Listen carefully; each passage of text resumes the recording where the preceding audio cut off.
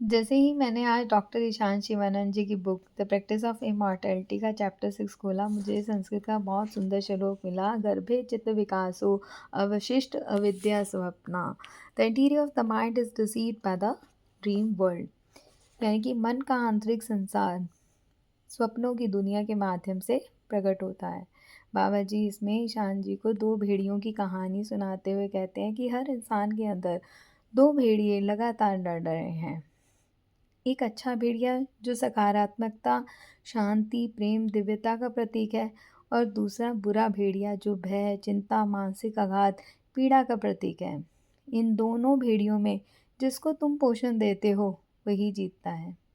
जिस भेड़ियों को तुम अपने कर्मों, भावनाओं और विचारों से अधिक पोषण दोगे वही मजबूत होगा, और वही तुम्हारे जीवन का निर्माण करेगा, वही तुम्हारे जीवन की दिशा तय करेगा। So thoughts become emotions and emotions become action. मैं अपने अंदर भय, चिंता, पीड़ा को रखता हूँ या प्रेम, शांति, दिव्यता को। अब ईशान भैया बाबा जी से प्रश्न करते हैं कि अगर मैं डिवाइन हूँ तो मेरे अंदर ये बैड वुल्फ कहाँ से आया। बाबा जी शिवार अंधासुर की कहानी सुनाते हुए कहते हैं कि लॉर्ड शिवा शांत अवस्था में थे। तब अचानक उनके मन में एक नकारात्मक भाव उत्पन्न हुआ, जिससे अघासुर का जन्म हुआ। अघासुर को यहाँ मानस पुत्र का है, मन से उत्पन्न होने वाला पुत्र। समय के साथ वह बढ़ता और बहुत विनाश करने लगा। अंततः लॉर्ड शिवा को उसका सामना करना पड़ा। उसके बाद शांति लौटी। अगर हम नकारात्मक भावना को बार बार अनुभव करते हैं, उसे ऊर्जा देते हैं, तो धीरे धीरे ये मानस पुत्र बड़े और शक्तिशाली हो जाते हैं। ये बैड वुल्फ हमारी भावनाओं पर हावी हो जाता है और हम वास्तविक दिव्य प्रकृति को भूलकर भ्रम की अवस्था में चले जाते हैं।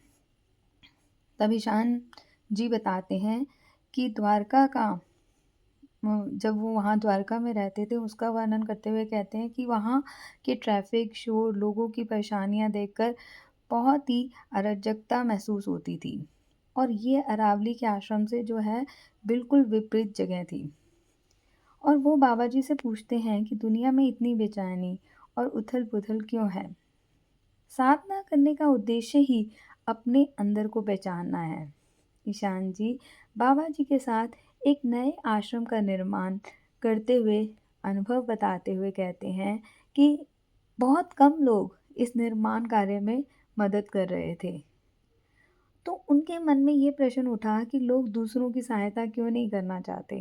तभी बाबा जी एक खिड़की के पास उनको लेके जाते हैं, और वहाँ जो खिड़की पे एक काला पदार्थ लगा हुआ था उसे दिखाते हैं, जिससे बाहर का दृश्य दिखाई नहीं दे रहा था।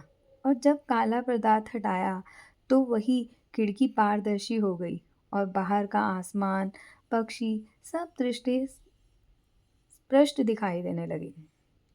बाबा जी समझाते हुए कहते हैं कि हमारा मन भी इसी कांच की तरह है। जब मन पर नकारात्मक अनुभव, डर, पीड़ा, संस्कार और पुराने संस्कार जमा हो जाते हैं, तो हमारे परसेप्शन धुंधली हो जाती है, हमारे देखने की क्षमता जो होती है वो धुंधली हो जाती है।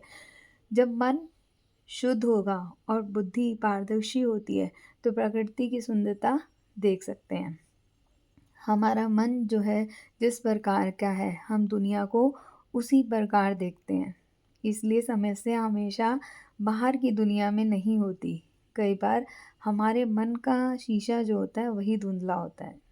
मूल शिक्षा यही है कि नकारात्मक भावना को बार बार पोषण देना, जिससे मन पर परत चढ़ जाती है, परसेप्शन बदलती है।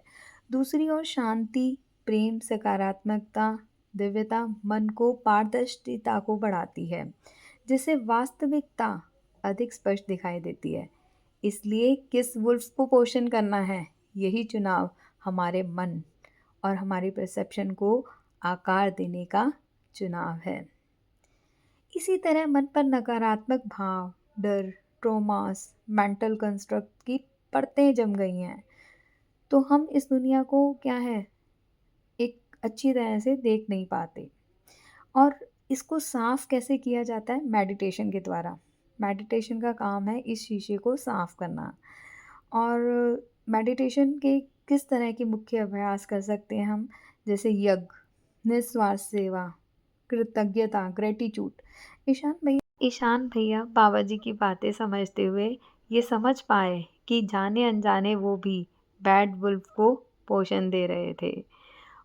बिना जाँच की हुई विचार और भावनाओं के द्वारा।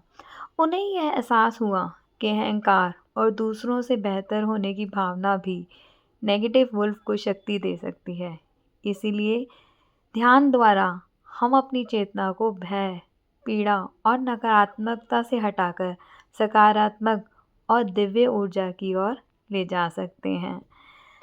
इसके बाद ईशान भैया ने मेडिटेशन टेक्निक बताई है, जो मैंने अलग से वीडियो में दे रखी है। अगली वीडियो में मिलते हैं नेक्स्ट चैप्टर के साथ।